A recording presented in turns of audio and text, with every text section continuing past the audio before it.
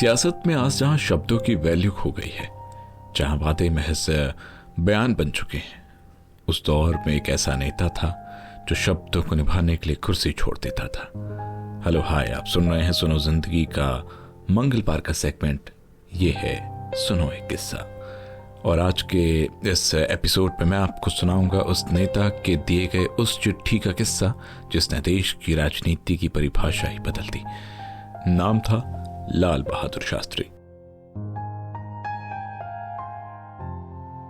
इस किस्से की शुरुआत होती है साल 1956 से। तमिलनाडु की ठंडी रात थी।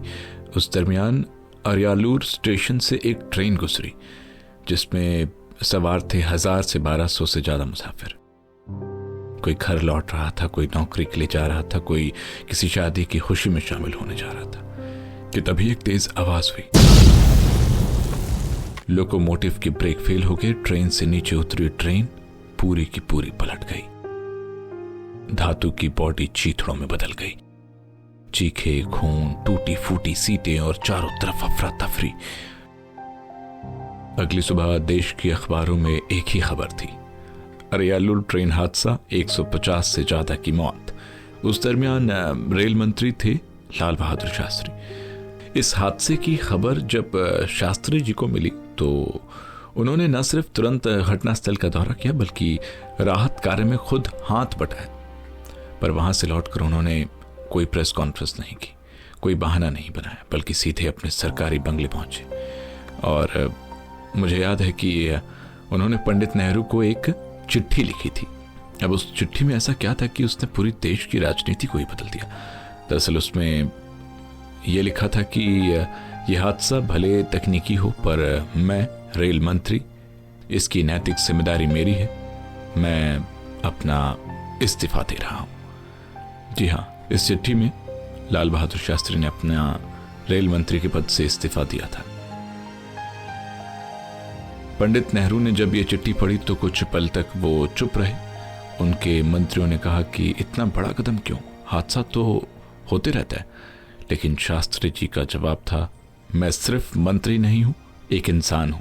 अगर मैं जवाबदेही नहीं समझा तो ये कुर्सी मेरे लायक नहीं। नेहरू जी को चिट्ठी पढ़ने के बाद मानना पड़ा।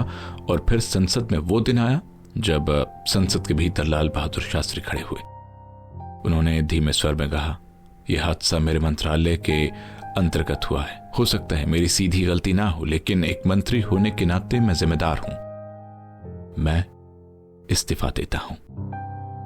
पूरा सदन स्तब्ध था। शब्दों का वजन ऐसा था कि कुछ पल तक कोई बोल नहीं पाया।